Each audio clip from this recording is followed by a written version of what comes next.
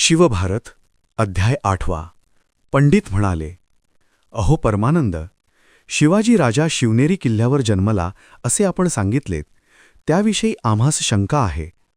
कारण तो किल्ला निजामशहाचा आवडता, यशस्वी आणि बळकट असून जणू काय दुसरा देवगिरी म्हणजे दौलताबाद म्हणून लोकांत विख्यात होता.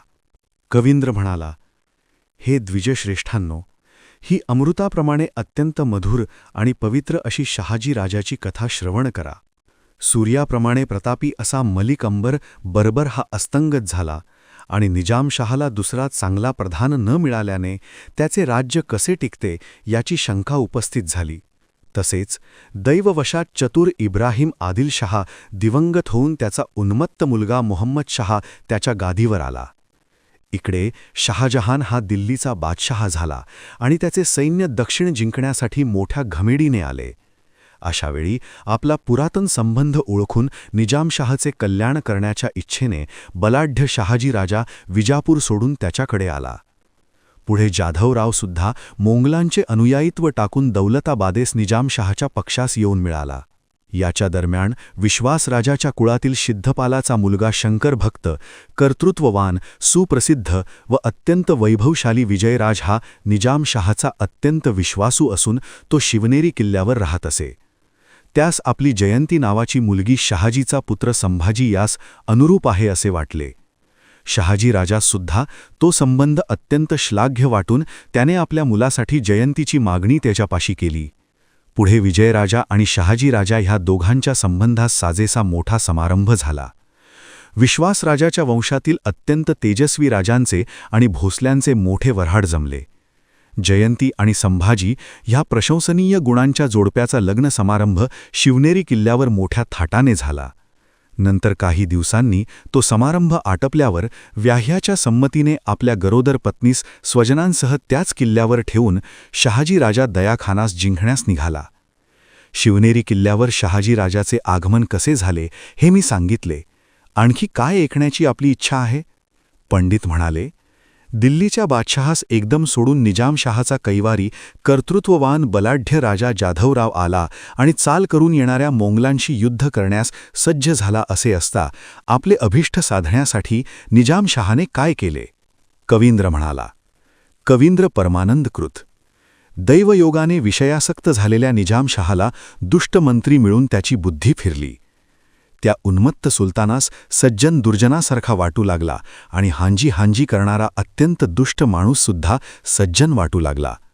त्याच्या दृष्टीत विपरीत भासावयास लागल्यामुळे वडीलधाऱ्या माणसास तो तुच्छ लेखू लागला आणि पोक्त सल्लामसलतगारांच्या गुणांबद्दल त्याची आदरबुद्धी नष्ट झाली. चंचल स्वभावाचा व दररोज दारूने बेहोश होऊन निंद्य भाषण करणाऱ्या त्या निजामशहाचे राज्य अगदी खालावत चालले होते. अशा स्थितीत अत्यंत तेजस्वी जाधवराव एकदा त्यास मुजरा करण्यास आला असता त्या दुर्बुद्धी निजामशहाने त्याचा अपमान केला. निजामशहाकडून असा अपमान झाला तेव्हा त्या महामानी आणि बाणेदार जाधवरावास फार संताप आला. मग हमीदादी दुष्ट सेनापतींना निजामशहाने हा दुष्ट बेत अगोदरच सांगून ठेवला होता. त्यांनी मस्त हत्तीप्रमाणे संतापाने परत फिरणाऱ्या जाधवरावास सभागृहाच्या द्वारापाशीच घेरले. आपले पुत्र, अमात्य, बांधव यांसह तेथे पुष्कळ लोकांची लढता लढता त्याने स्वर्गलोकाची वाट धरली. जसे मेरूचे उलथून पडणे किंवा सूर्याचं खाली पडणे किंवा यमाचा अंत होणे किंवा वरुणाचा दाह होणे, तसा जाधवरावाचा तेथे झालेला अंत सातही लोकांस अत्यंत अहितकारक झाला. आपला सासरा जाधवराव याची झालेली ती दशा ऐकून कीर्तिशाली शहाजी राजाने निजामास सहाय्य करण्याचे सोडून दिले. पुढे तापी नदीच्या तीराहून मोंगलाचे सैन्य त्वरेने आले आणि निजामशहाची राजधानी जी दौलताबाद तिला वेढा दिला.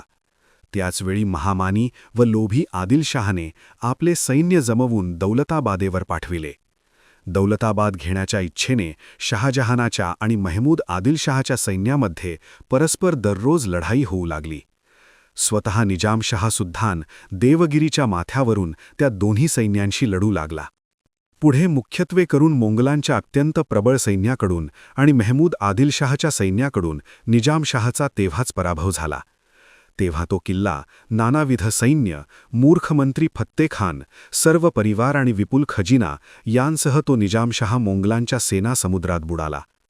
ज्याच्याजवळ 80,000 चलाख घोडा, 84 बिरीदुर्ग, जलदुर्ग आणि स्थलदुर्ग होते, ज्याच्या ताब्यात समृद्ध व शत्रूस अजिंक्य असा देश होता, ज्याने आदिलशहाच्या आणि मानी दिल्लीपतीच्या सैन्याचा पावलोपावली फडशा उडविला होता, चालून येणाऱ्या ससाण्याच्या झडपेप्रमाणे ज्याच्या आकस्मिक छाप्याच्या जोरामुळे शत्रुरूपी पक्षी लपून बसत, त्या निजामशहाचा नाश कोणत्या कारणामुळे झाला ते ऐकण्याची आमची इच्छा आहे, तेव्हा ते आम्हास सांगावे. कवींद्र म्हणाला, सर्वांचे पालन करणारा पिता मलिक अंबर निवर्तल्यावर त्याचा मुलगा क्षुद्रबुद्धी फत्तेखान यास दैवयोगाने निजामशहाची वजिरी मिळाली, आणि तो यमाप्रमाणे क्रूर आणि प्रतापवान फत्तेखान जनतेला पीडा देऊ लागला. त्याच्या आणि दुष्ट हमीद खानाच्या सल्ल्याने जेव्हा निजामशहाने जाधवरावास ठार मारविले, तेव्हापासून शहाजी प्रभृती सर्व राजे व मुसलमान सरदारी यांची मने विटून गेली.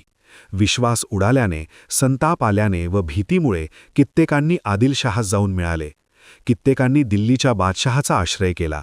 कित्येक क्रूर मनाचे लोक विरोध करू लागले आणि कित्येकांनी तर आपण तटस्थ आहोत असे दाखविले. त्या दुष्ट निजामशहाच्या अशा प्रकारच्या अनेक दुष्कृत्यांमुळे भयंकर अवर्षण पडून लोकांच्या फार हाल अपेष्टा होऊ लागल्या. पुष्कळ काळपर्यंत त्याच्या देशात पाऊस न पडल्याने धान्य अत्यंत महाग झाले आणि सोने मात्र स्वस्त झाले. श्रीमंत लोक शेरभर रत्ने देऊन मोठ्या प्रयासाने शेरभर कुळीत घेत. खाण्यास काही न मिळाल्यामुळे एकच हाहाकार उडून जाऊन पशु पशूस आणि माणसे माणसास अशी परस्परास खाऊ लागली. त्या भयंकर अवर्षणामुळे, परचक्र आल्यामुळे, पिढीजात जुन्या प्रधानांच्या आणि विपुल सैन्याच्या अभावामुळे क्षणोक्षणी क्षीण होत जाणारा निजामशहा आणि त्याच्याबरोबरच दुष्ट फत्तेखान प्रबळ मोंगलांच्या हाती सापडले. काळ अनुकूल असताना सर्व काही अनुकूल होते आणि तोच प्रतिकूल झाला असता सर्व काही प्रतिकूल होते. ज्या मनुष्याला हा भगवान सनातन काळ अनुकूल असतो, त्याची कार्य अनायासेच सिद्धीस जातात. जन्मितश्च वृद्धिश्च विपाको अपचयो अपीच क्षयश्च षडिमहि भावाः विकाराम कालनिर्मिताः. उत्पात, स्थिती, वृद्धी, परिपक्वता, क्षय आणि नाश या 6 अवस्था म्हणजे काळाने निर्मिलेले विकार आहेत. जय किंवा अपजय, वैर, मंत्रीबल किंवा त्याचा अभाव, विद्वत्व किंवा अविद्वत्व, उदारता किंवा कृपणता, प्रवृत्ती किंवा निवृत्ती, स्वातंत्र्य आणि पारतंत्र्य, समृद्धी आणि असमृद्धी ही काळाच्या उलटापालटीमुळे उत्पन्न होतात. जन्म, आयुष्य आणि मृत्यू या तिन्ही अवस्था काळामुळेच होतात, तसेच यज्ञ आदी क्रियाही त्याच्यामुळेच होतात. काळाशिवाय बीज नाही, काळाशिवाय अंकुर नाही, काळाशिवाय फूल नाही, काळाशिवाय फळ नाही, काळाशिवाय तीर्थ नाही, काळाशिवाय तप नाही, काळाशिवाय सिद्धी नाही, काळाशिवाय जय नाही, काळाशिवाय चंद्र, अग्नी आणि सूर्य हे प्रकाशत नाहीत, काळाशिवाय समुद्राला भरती ओहोटी होत नाहीत, काळाशिवाय भगीरथाने गंगे सांडले नाही, नृगराजा काळ आल्या वाचून सरड्यापणातून सुटला नाही, रामाने रावणास मारले नाही, कृष्णाने गोवर्धन पर्वत उचलला नाही, अर्जुनाने कर्णास मारले नाही. सुखदुःखाचे कारण काळच आहे, म्हणून उत्पत्ती, स्थिती आणि लय करणाऱ्या काळासच मी ईश्वर समजतो. युद्धात मोड होऊन निजामशहाचा नाश झाला, देवगिरी प्राप्त होऊन दैत्यरूपी दिल्लीच्या बादशहास आनंद झाला आणि आपल्या सैन्याचा मोड झाल्याने आदिलशहा खजील झाला.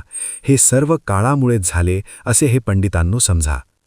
देवगिरीच्या प्रचंड किल्ल्यास वेढा देऊन मोंगलांनी निजामशहास पकडले असताना आदिलशहाच्या सैन्याने हतगर्व होऊन आपला पाय तेथून काढला.